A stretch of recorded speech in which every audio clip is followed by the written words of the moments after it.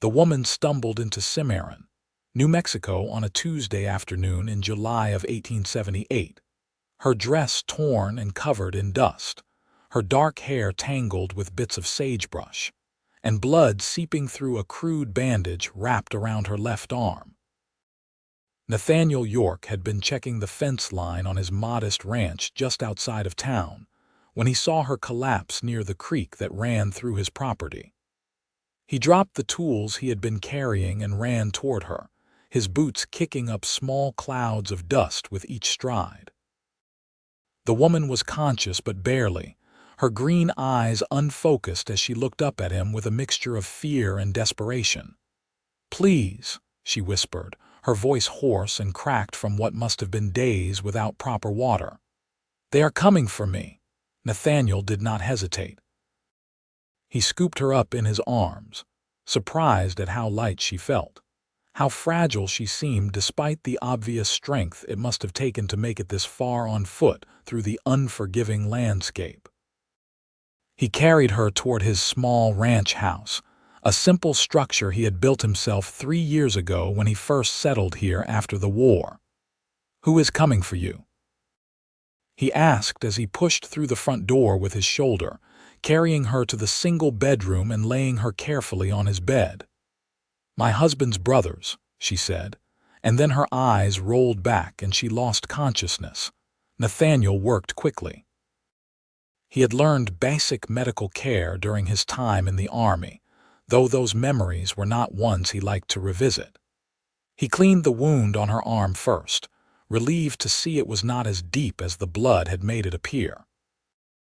A knife wound, he thought, or perhaps she had caught it on barbed wire while running. He bandaged it properly, then brought cool water and a cloth to wipe the dirt and sweat from her face. She was beautiful, he realized, though he immediately felt guilty for noticing. This woman was in trouble, running from something or someone, and here he was thinking about the delicate arch of her eyebrows or the way her lips were shaped like a bow. He shook his head and focused on making her comfortable, removing her torn shoes and covering her with a clean blanket. For 2 days, she drifted in and out of fever while Nathaniel kept watch. He gave her water when she could drink, broth when she could swallow, and changed the bandage on her arm regularly. He slept in the chair beside the bed, unwilling to leave her alone even to tend to his small herd of cattle or check his horses. On the 3rd morning, she woke up properly. Her eyes were clear and focused, and she looked around the room with obvious confusion before her gaze settled on Nathaniel. "You helped me," she said, and it was not a question. "Yes, madam," he replied, standing up from the chair where he had been dozing. "You have been quite sick. How do you feel?" "Like I was dragged behind a horse for 10 miles, she said, attempting a small smile that did not quite reach her eyes. "Thank you for not turning me away. I am not in the habit of leaving people to die on my property," Nathaniel said, then immediately regretted how harsh that sounded. "I mean, I am glad I found you when I did. You mentioned someone was following you." The smile disappeared from her face entirely. "Yes. My husband died 3 months ago, thrown from a horse during a storm.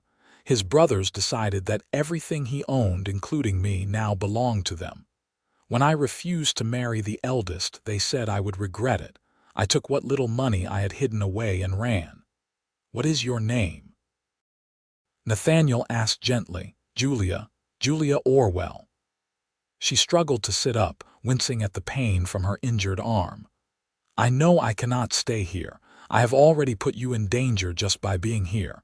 If you could spare a little water and maybe some food, I will be on my way." "You are in no condition to travel," Nathaniel said firmly. "And those men, are they likely to track you here?" Julia's face paled. "I tried to cover my tracks.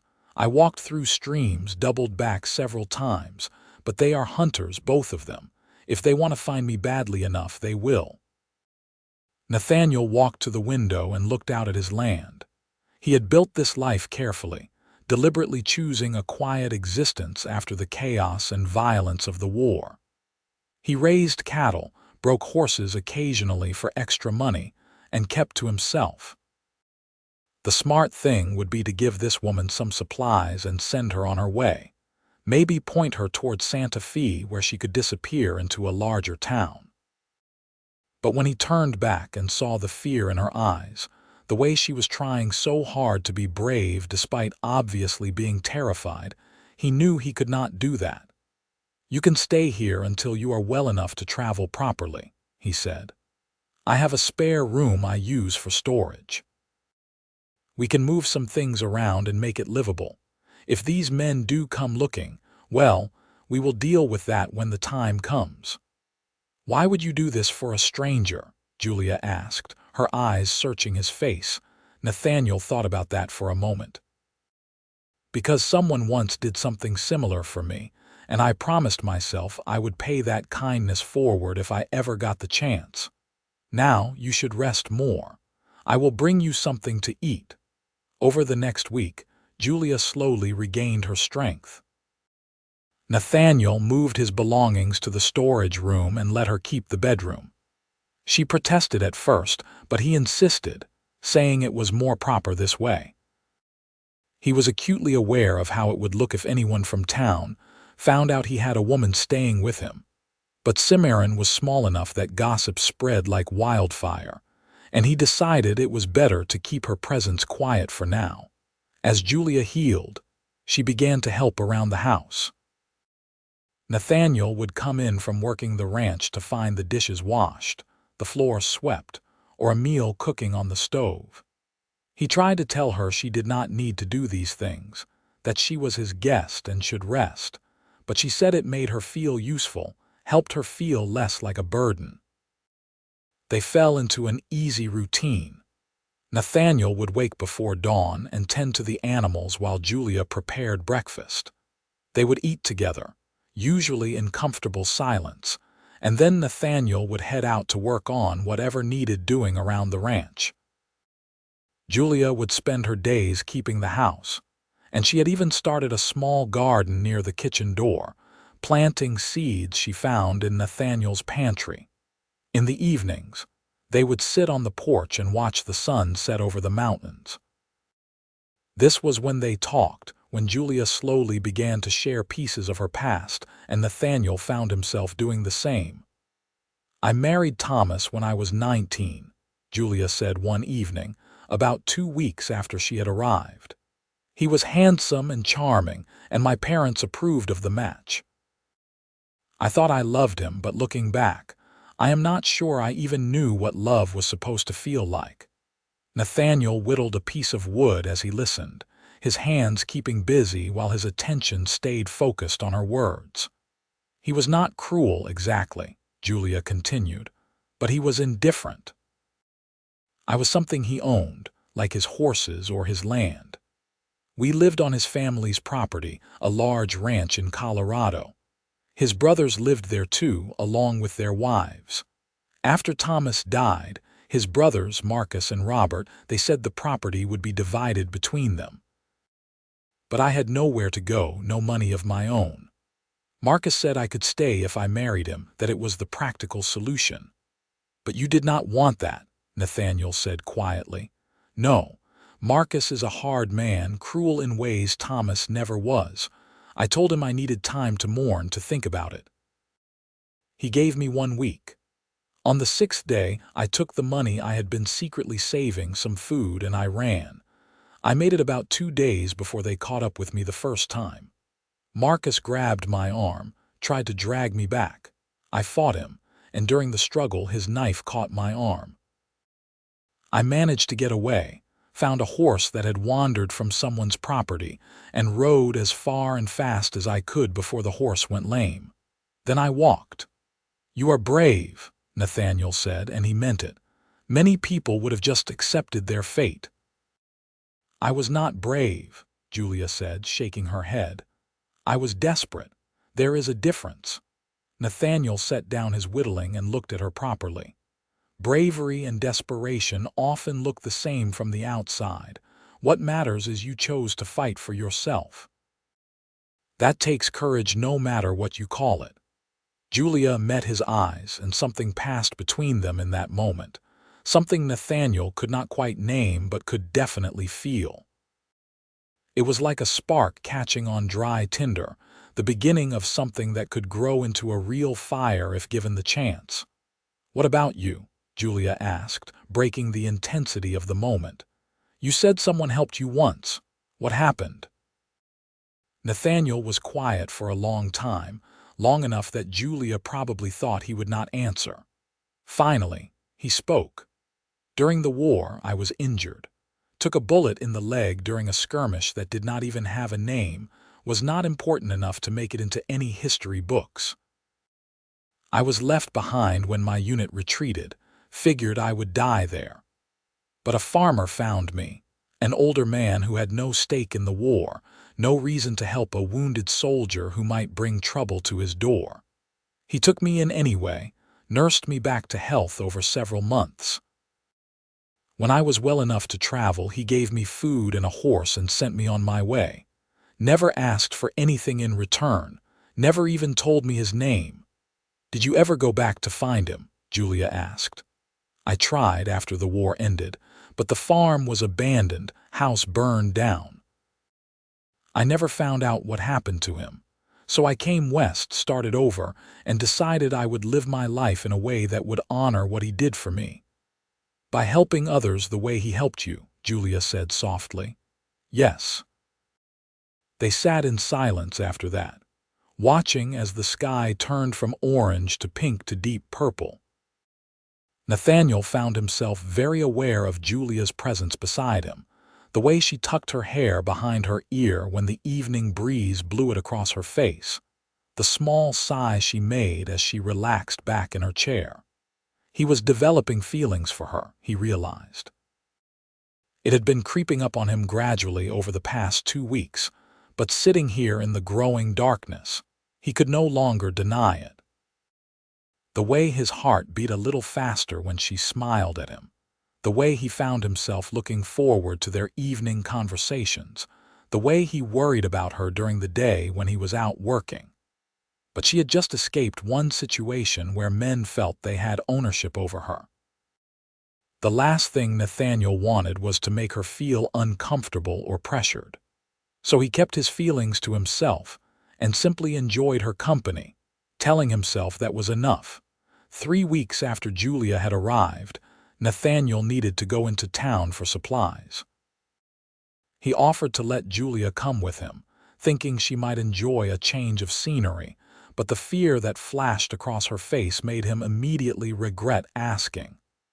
"I know you have been careful," she said, "but what if someone recognizes me? What if Marcus and Robert have sent word to nearby towns, put out some kind of notice?" "You are probably right," Nathaniel said. "It is safer if you stay here. I will be back before dark." He made the trip to Cimarron quickly, getting what he needed from the general store and stopping briefly at the saloon for a drink. It was there that he heard 2 men talking at the bar, their voices carrying across the room. "Looking for a woman, dark hair, green eyes, about 5.5 feet tall," one of them said, and Nathaniel's blood ran cold. "She is a runaway wife, mentally unstable. Her family is offering a reward for her safe return." Nathaniel turned slowly and saw 2 men he did not recognize, both wearing trail dust and hard expressions.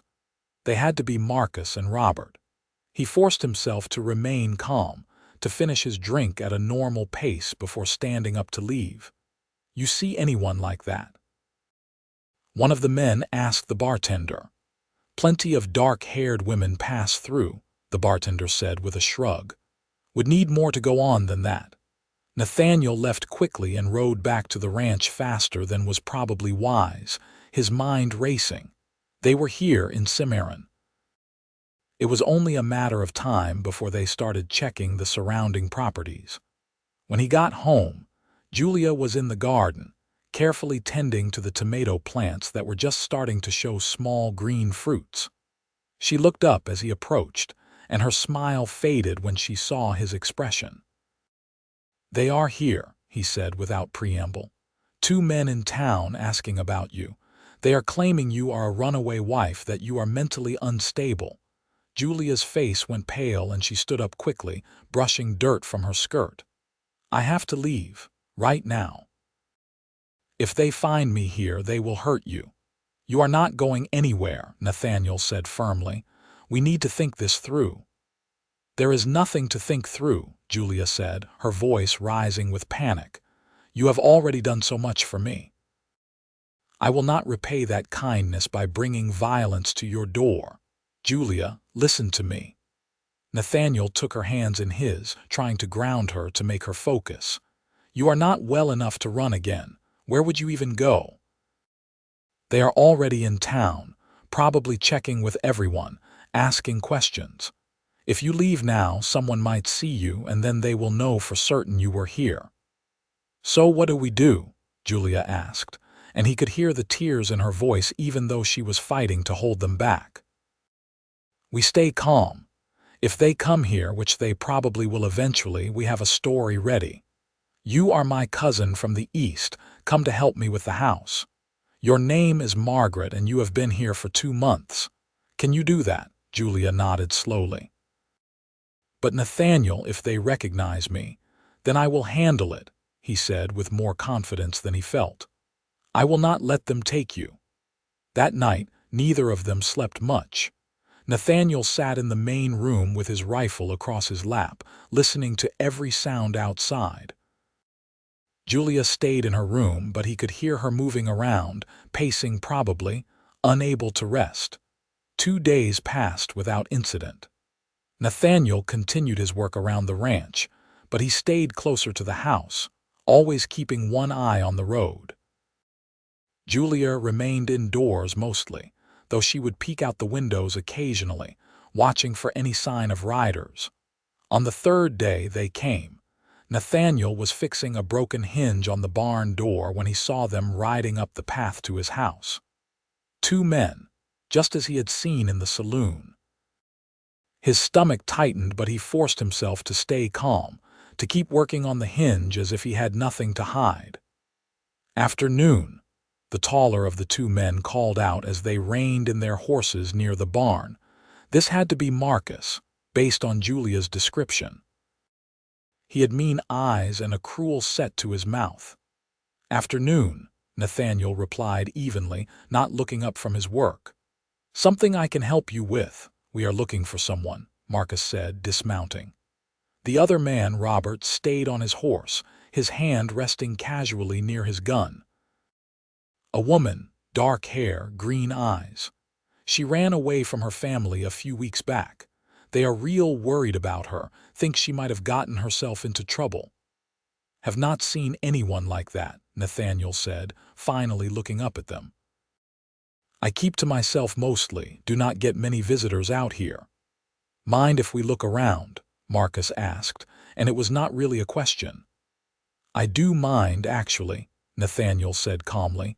"This is private property, and I do not take kindly to strangers poking around my home."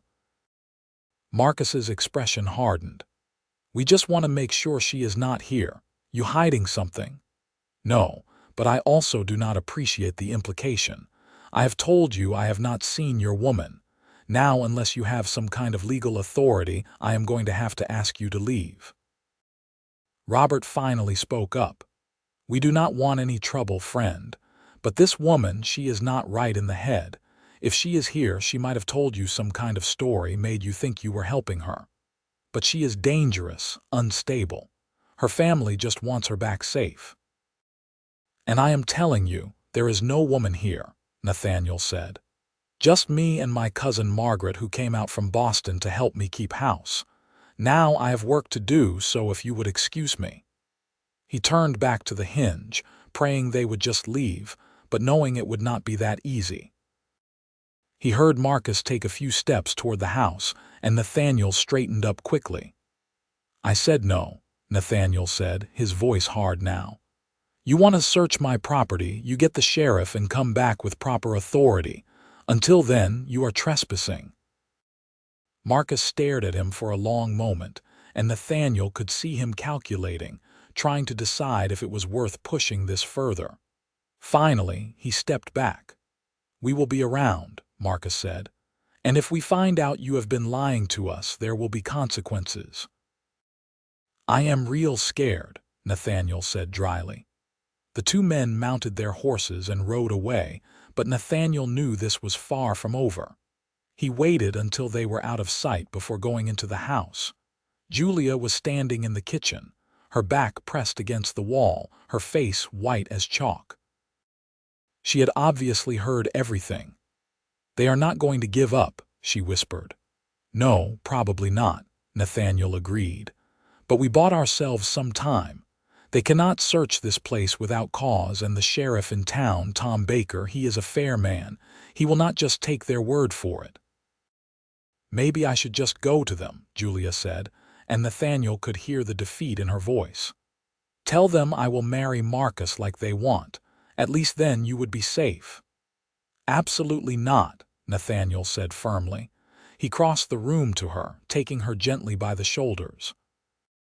"Julia, listen to me. You are not going back to them. We will figure this out." "Why do you care so much?" Julia asked, looking up at him with tears in her eyes. "You do not even really know me. Why are you risking everything for a stranger?" Nathaniel looked at her, at the fear and confusion and desperate hope in her eyes, and he could not hold back the truth anymore. "Because you are not a stranger anymore," he said quietly. "Because over these past few weeks, I have come to care about you. More than I should probably admit, given the circumstances. Because the thought of them taking you, of you being forced into a life you do not want, makes me angrier than I have been in years.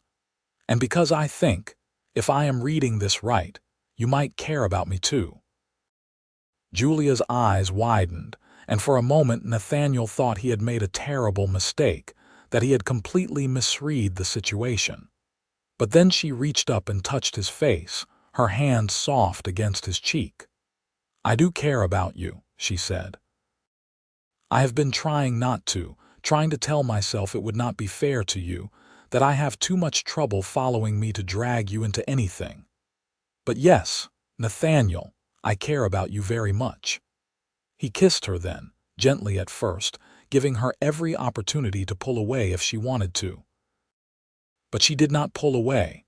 Instead, she leaned into him, her arms wrapping around his neck as the kiss deepened. When they finally broke apart, both breathing hard, Nathaniel rested his forehead against hers. "We will figure this out," he promised. "Together." The next morning, Nathaniel rode into town to see Sheriff Baker. Tom Baker was a good man, honest and fair, and Nathaniel hoped he would listen with an open mind. He found the sheriff in his office, going through paperwork and looking thoroughly bored. Tom looked up when Nathaniel entered and smiled. "Nathaniel York, as I live and breathe. What brings you into town? You are not usually one for social visits." "I need to talk to you about something, Tom. It is important." The sheriff's expression turned serious, and he gestured for Nathaniel to sit down. Nathaniel did, trying to figure out how to explain the situation. "There are two men in town," Nathaniel began. "Marcus and Robert Orwell. They are looking for a woman they claim is a runaway wife, say she is mentally unstable." "I have met them," Tom said with a nod. "They came by here yesterday, wanted to know if I had seen anyone matching their description. I told them no." "The woman they are looking for is named Julia," Nathaniel said. "And she is not a runaway wife. She is a widow. Her husband died 3 months ago, and his brothers decided she should marry one of them to keep her from being destitute. When she refused, they threatened her. She ran, and they came after her. During the pursuit, one of them cut her with a knife. She made it to my property, and I have been helping her."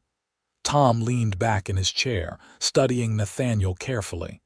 "That is quite a different story from what those men told me." "I figured it would be." "Tom, I know how this looks. I know it seems like I am hiding a woman at my ranch and making up stories to justify it, but I am telling you the truth. Julia is terrified of those men, and with good reason.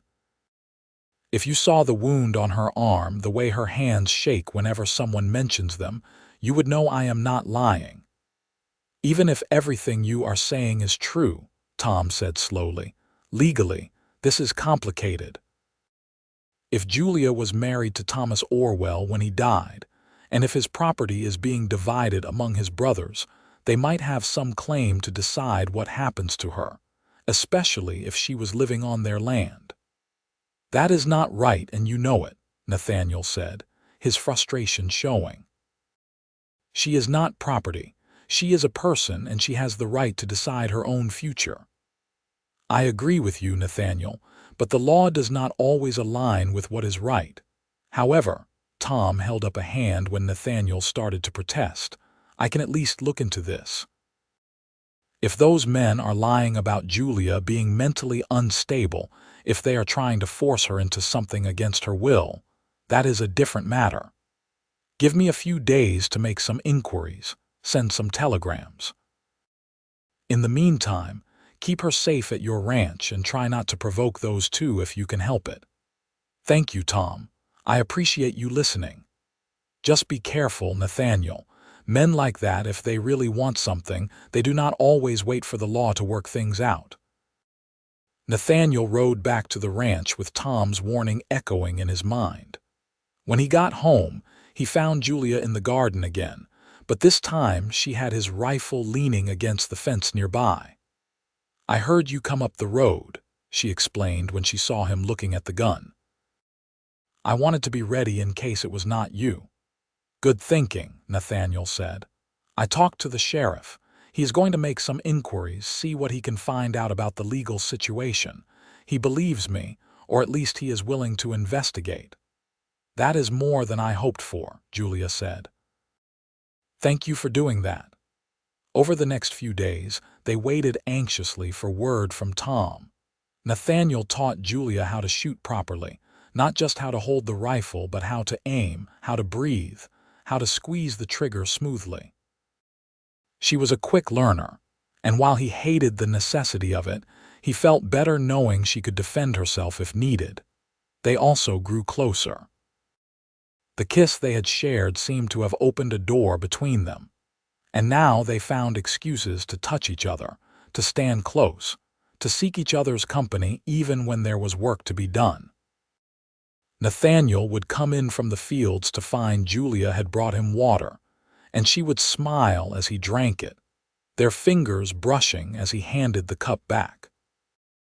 In the evenings, they would sit on the porch as always, but now Julia would lean against Nathaniel's shoulder, and he would put his arm around her, holding her close as they watched the sunset. They talked about everything and nothing, sharing dreams and fears and memories. If this all works out, Julia said one evening, if I am truly free from Marcus and Robert, what will you do? What do you mean? Nathaniel asked. I mean, will you want me to leave? To move on so you can go back to your quiet life? Nathaniel was quiet for a moment, choosing his words carefully. Julia, I know we have not known each other for very long. I know the circumstances of how we met were unusual, and that you have been through more in the past few months than most people go through in a lifetime. But I have to be honest with you about something. Julia shifted so she could look at his face. What is it? I am in love with you, Nathaniel said simply. I think I started falling for you the moment I saw you lying by that creek, so determined to keep going despite everything. And every day since then, I have fallen a little bit deeper. So no, if this works out, the last thing I would want is for you to leave. What I would want, if you were willing, is for you to stay. Not as my cousin from Boston or my housekeeper, but as my wife. Julia's eyes filled with tears, but she was smiling. Are you proposing to me, Nathaniel York?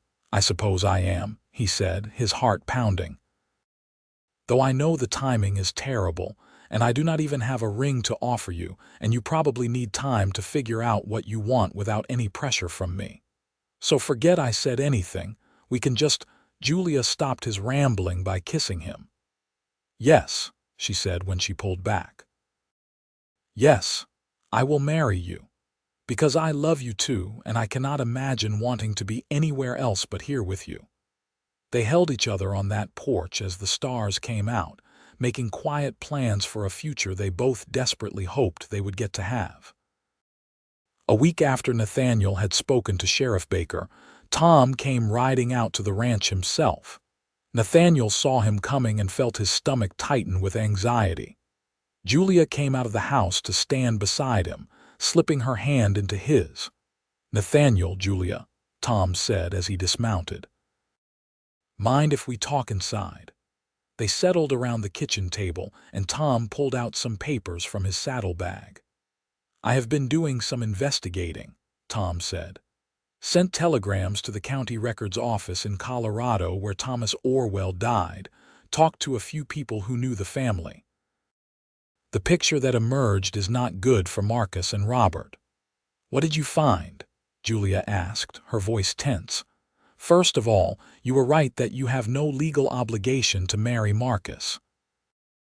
When Thomas died, his share of the family property would have gone to you as his widow, not to his brothers. They had no right to make demands on you or try to force you into marriage." Julia let out a breath she had been holding. "So I am free." "Not quite that simple," Tom said, his expression apologetic. "There is the matter of the knife wound. Marcus is claiming that you attacked him and cut yourself accidentally during the struggle, that you then stole a horse and money that did not belong to you. He is trying to press charges for theft and assault." "That is not what happened," Julia said, her voice rising. "He grabbed me, tried to force me to go with him. The knife was his and he cut me, not the other way around." "I believe you," Tom said calmly. "But it is your word against his, and without witnesses, it becomes very difficult to prove. However, there is some good news. I talked to the widow of a ranch hand who worked for the Orwell family. She told me that Marcus has a reputation for violence, that he had been heard making threats against you after Thomas died. She is willing to testify to that if it comes to a trial." "Will it come to a trial?" Nathaniel asked. "Maybe. Or maybe, once Marcus realizes he does not have the law on his side, he will give up and go home. Men like him, they rely on intimidation and people being too scared to stand up to them. When that does not work, they often back down. Or they do not wait for the law and take matters into their own hands," Nathaniel said quietly.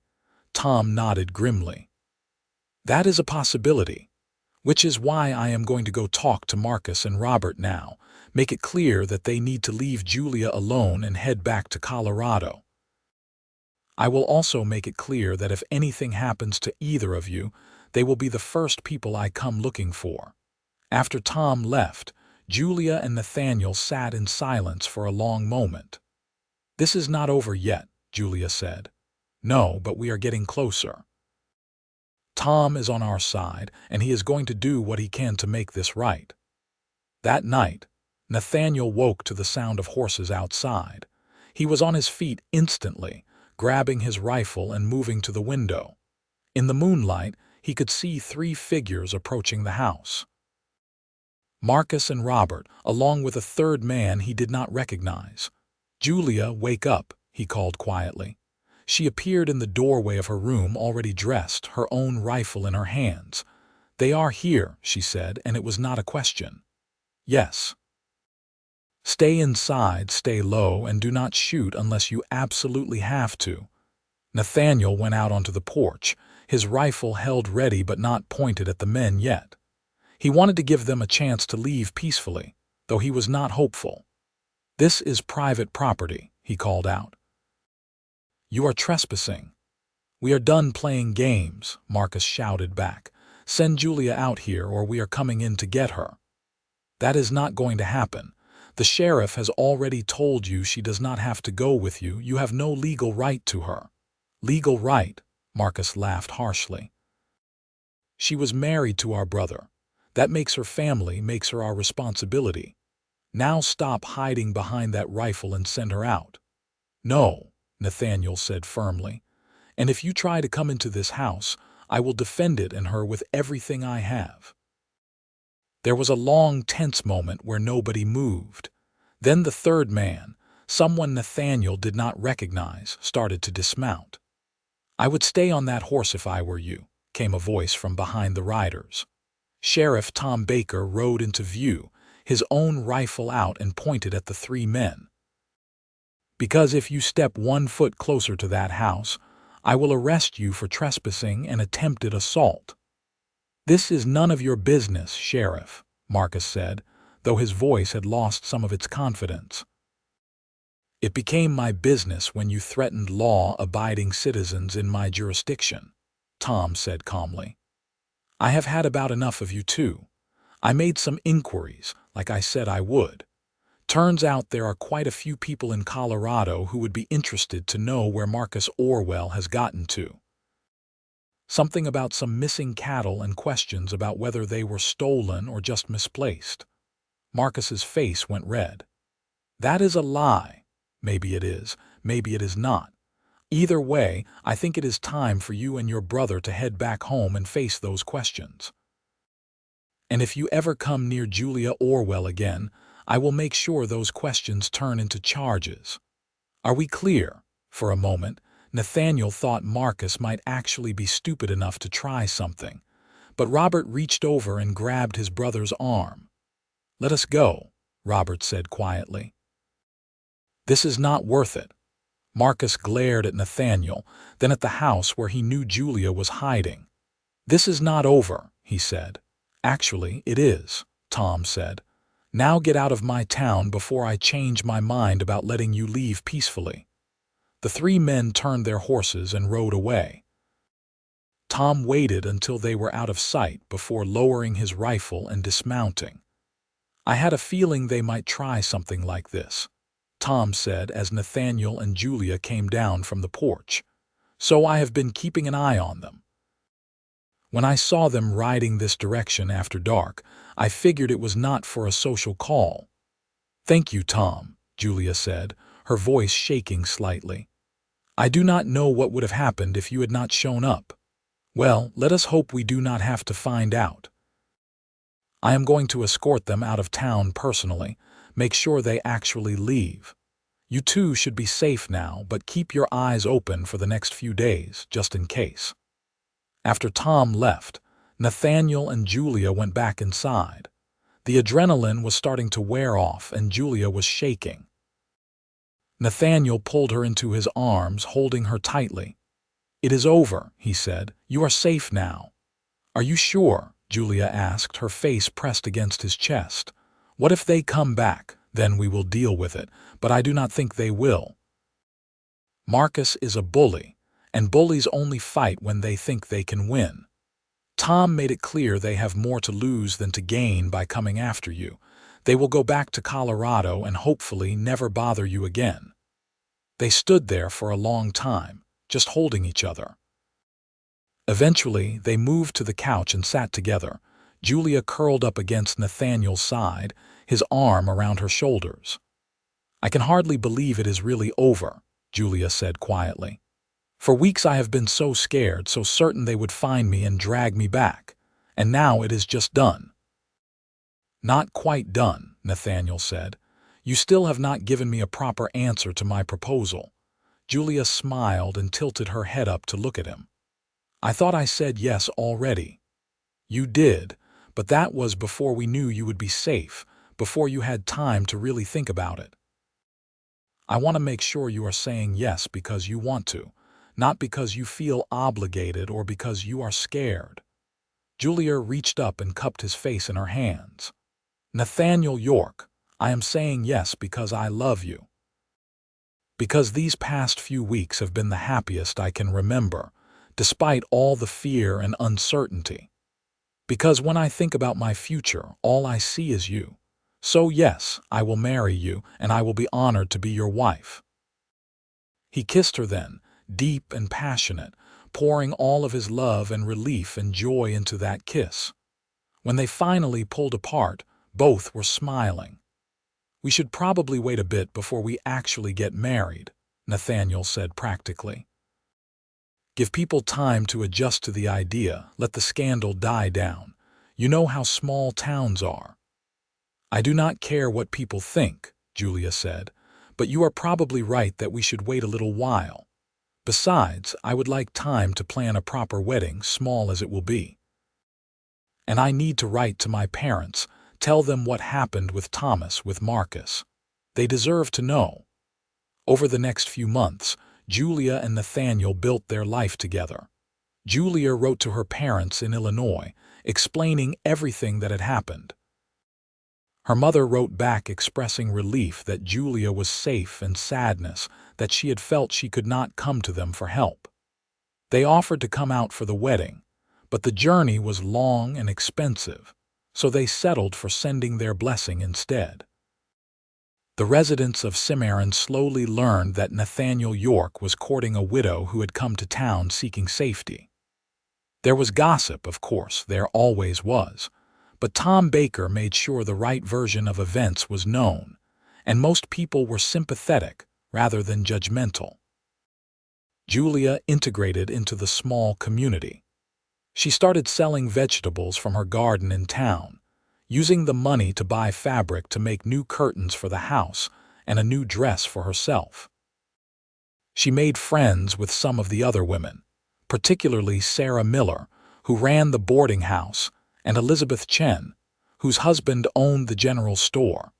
Nathaniel found himself happier than he had been in years.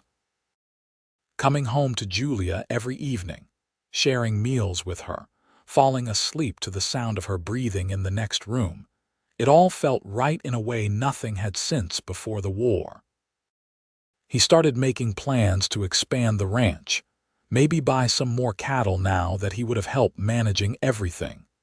They set a wedding date for October, giving them 6 months from when Julia had first arrived.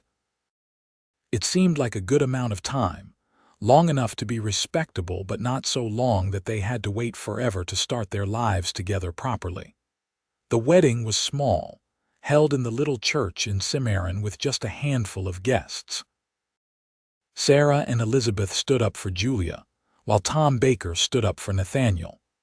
The circuit preacher who passed through once a month performed the ceremony. Julia wore a simple white dress that she had sewn herself, with wildflowers from the ranch woven into her dark hair. Nathaniel wore his best suit, cleaned and pressed for the occasion. When the preacher asked if he took Julia to be his wife, Nathaniel's voice was strong and sure. I do. And when Julia promised to love and cherish him for the rest of their days, she had tears in her eyes, but her voice never wavered. They held a small reception at the ranch, with food that Julia and her friends had spent days preparing. There was music and dancing, and Nathaniel surprised Julia by being a fairly good dancer, despite his claims that he had 2 left feet. As the sun began to set and the guests started to leave, Nathaniel and Julia stood together on their porch, watching the sky turn brilliant shades of orange and pink and gold. "Are you happy?" Nathaniel asked, pulling Julia closer against his side.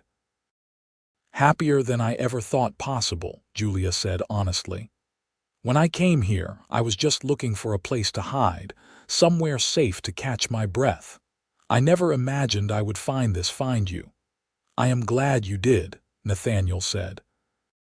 "Glad you stumbled onto my property that day, glad I was there to help you, glad you decided to stay." "I am glad too," Julia said. She turned in his arms so she could look up at him properly. "You saved my life, Nathaniel. Not just from Marcus and Robert, but from a future where I would have been miserable and alone. You gave me hope again, gave me something to look forward to. I will spend the rest of my life trying to be worthy of that gift." "You do not have to try," Nathaniel said, touching his forehead to hers. "You already are worthy. You are the bravest, strongest, most amazing woman I have ever met, and I am the luckiest man alive that you chose me." They kissed as the last light faded from the sky, And then Nathaniel swept Julia up in his arms and carried her over the threshold of their home, both of them laughing. The first year of their marriage was filled with joy and hard work. They expanded the garden, added more chickens, and bought a milk cow. Nathaniel taught Julia how to ride horses properly, and she turned out to have a natural talent for it. She started helping him with the cattle, riding out to check the herds and mend fences. In the spring, Julia discovered she was pregnant.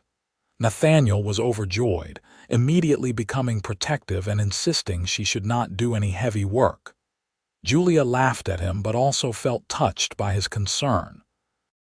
She continued to work around the ranch, just being more careful about what she lifted and how long she stayed out in the heat. Their son was born in December of 1879, a healthy baby boy with his mother's dark hair and his father's strong features. They named him Thomas, after Julia's first husband, because Julia said that even though that marriage had not been happy, Thomas had been a decent man who deserved to be remembered. Little Thomas was a happy baby, easygoing and quick to smile. Nathaniel was a devoted father, often found sitting on the porch with the baby in his arms, talking to him about the ranch and the land, and all the things they would do together when Thomas was older. Julia bloomed in motherhood. She seemed to glow with happiness, splitting her time between caring for Thomas and keeping up with the ranch work. She and Nathaniel developed an easy partnership, able to communicate with just a look or a gesture, always working together toward their shared goals. 2 years after Thomas was born, Julia had a daughter they named Caroline. She had Julia's green eyes and Nathaniel's smile, and she was more spirited than her older brother, always getting into things and keeping her parents on their toes. The ranch prospered over the years. Nathaniel's hard work and careful management, combined with Julia's sharp mind for business, meant they were able to slowly buy more land, expand their herds, and become one of the more successful small ranches in the area. They never heard from Marcus or Robert again. Tom Baker kept them informed of the occasional news from Colorado, and they learned that Marcus had eventually married someone else, and Robert had moved to California. Julia felt a sense of relief knowing they had moved on, that the threat they once posed was truly behind her. As the years passed, Julia sometimes thought about that desperate woman who had stumbled onto Nathaniel's property so long ago, terrified and alone. It felt like a different lifetime, like that had happened to someone else entirely. She had been searching for shelter, for a safe place to hide, and instead she had found a home. More than that, she had found love. Real love, the kind built on mutual respect and trust and genuine affection. The kind of love that grew stronger every day, deepening with every shared challenge and triumph.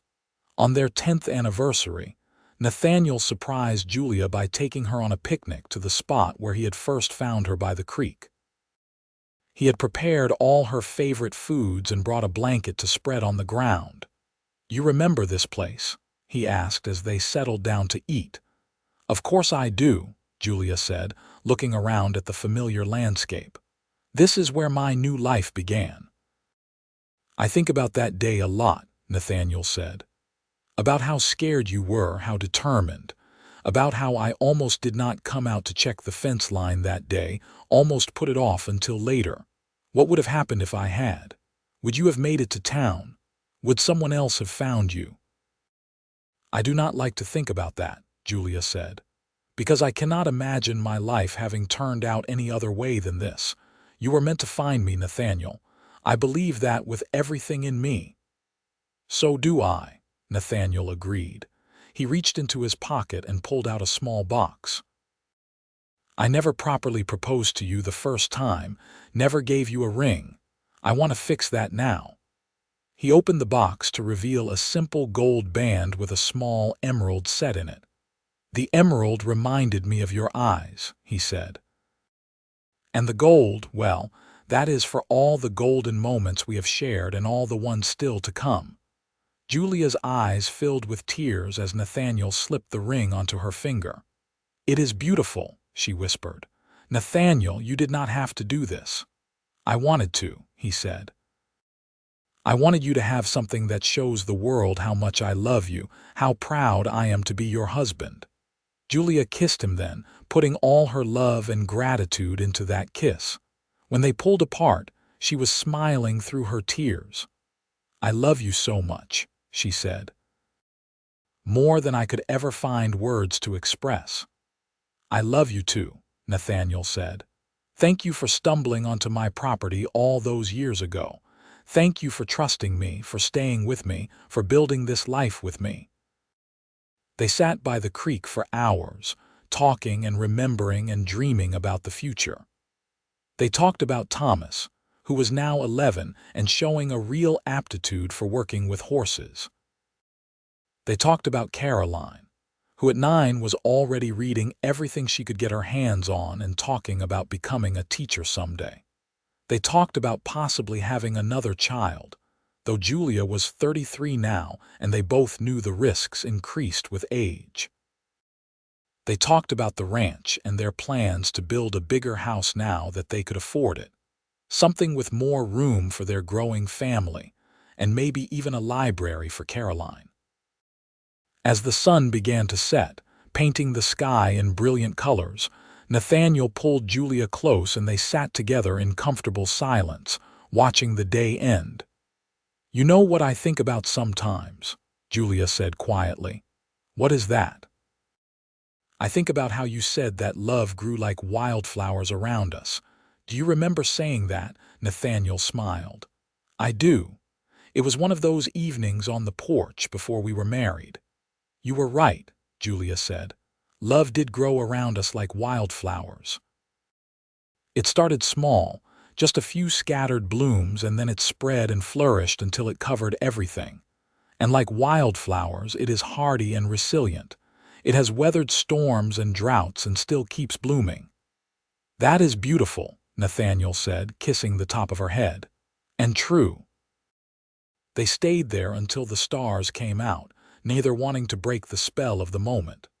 Finally, as the night grew cool, they packed up their things and headed back to the house, hand in hand. The years continued to pass, bringing both joys and sorrows.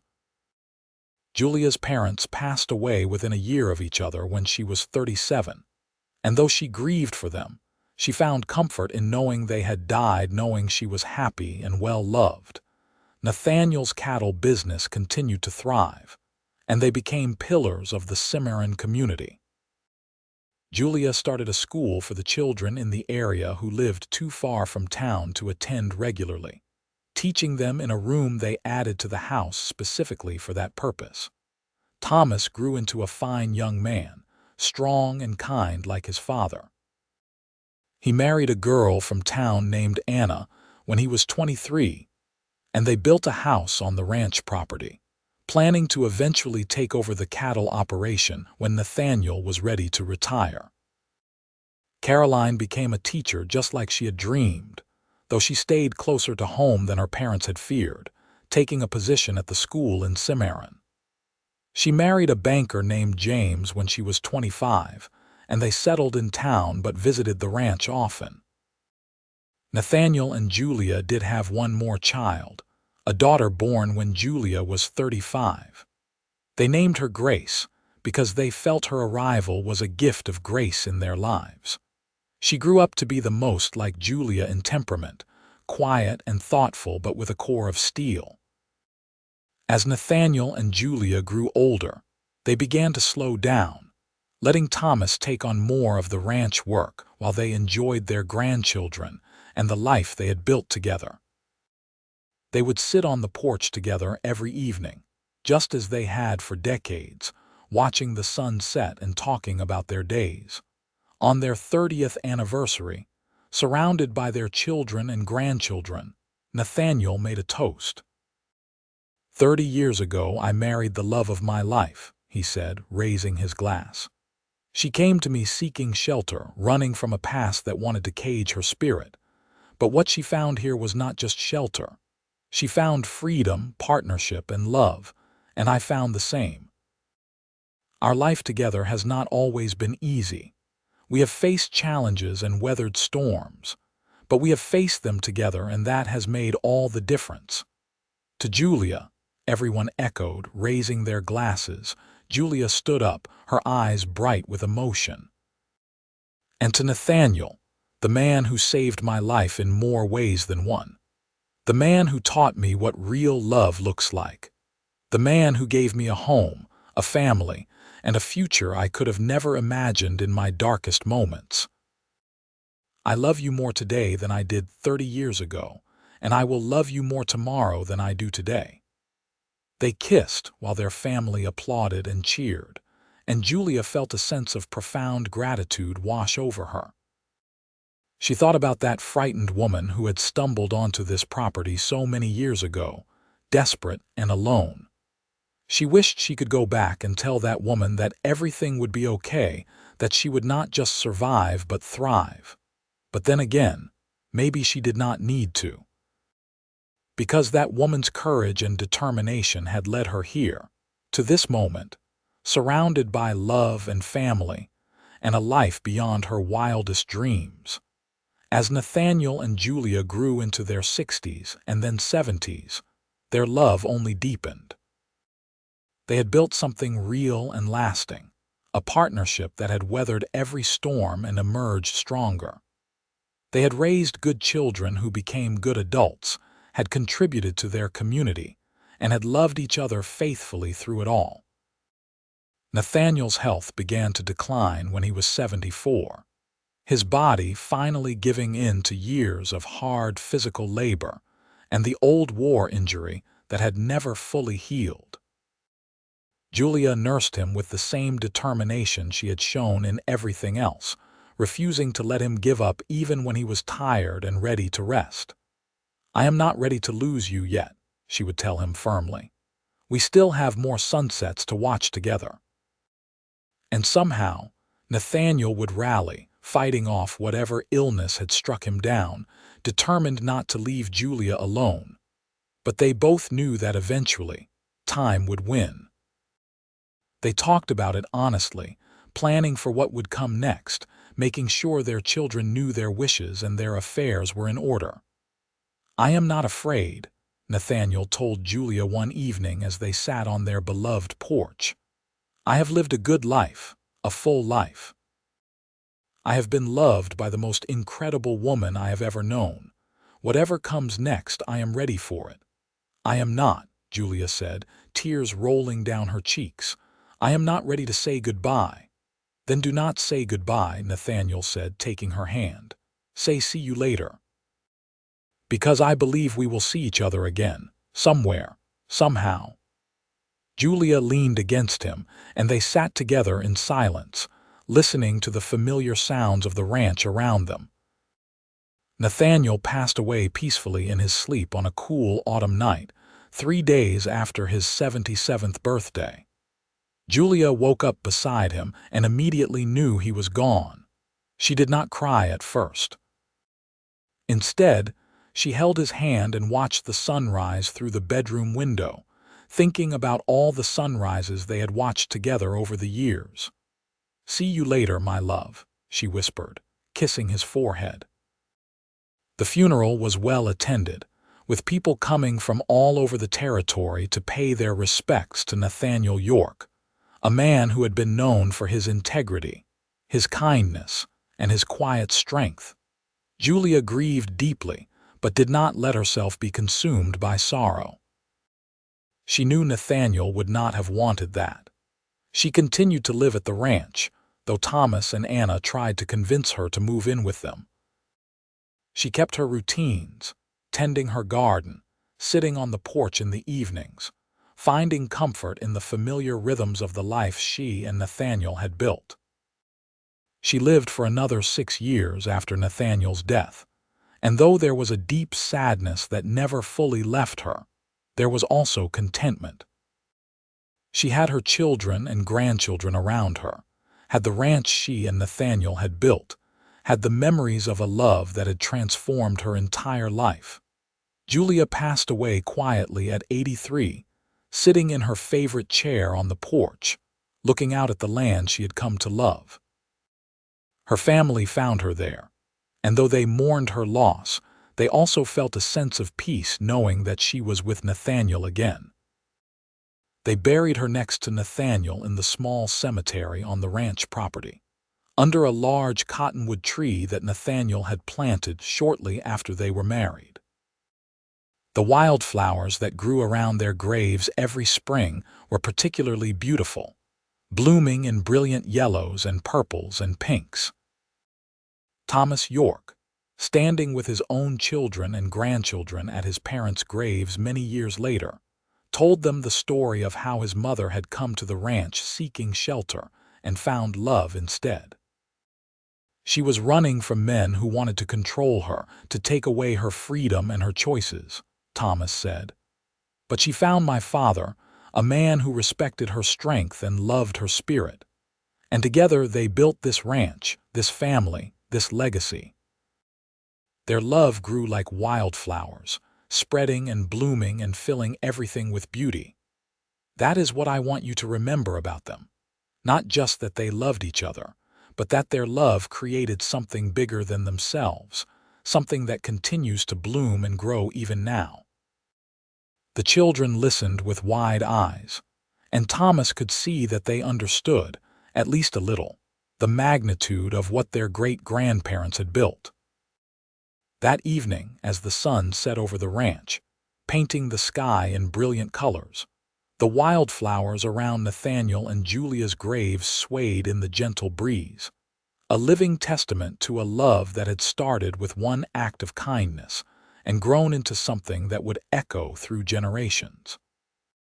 Julia had come for shelter, desperate and alone, seeking nothing more than a safe place to hide from those who would harm her. But what she found was so much more than shelter. She found a partner, a love, a home, and a future beyond anything she had dared to dream. And in finding those things, she had helped create something beautiful and lasting, a legacy of love and family and hard work that would continue long after she and Nathaniel were gone. Their story became a legend in Cimarron, passed down through generations as an example of how love could transform lives, how one moment of kindness could change everything. And every spring, when the wildflowers bloomed around their graves, people would remember Nathaniel and Julia York, and the love that grew like wildflowers around them, beautiful and wild and impossible to contain. The ranch continued to thrive under Thomas's management and eventually passed to his children, and then to theirs. Each generation added their own touches, made their own improvements, but they always kept the heart of what Nathaniel and Julia had built intact.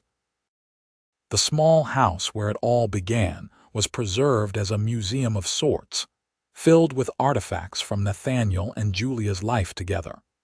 Caroline's descendants became teachers and community leaders, carrying on Julia's legacy of education and service. Grace's children spread out across the West, but they always came back to visit the ranch, to see where their grandmother had built her new life, to pay respects at the graves under the cottonwood tree. And every year, without fail, the wildflowers would bloom, a reminder that love, real love, the kind that weathers every storm and emerges stronger, never truly dies. It lives on in the lives it touched, in the family it created, in the legacy it left behind.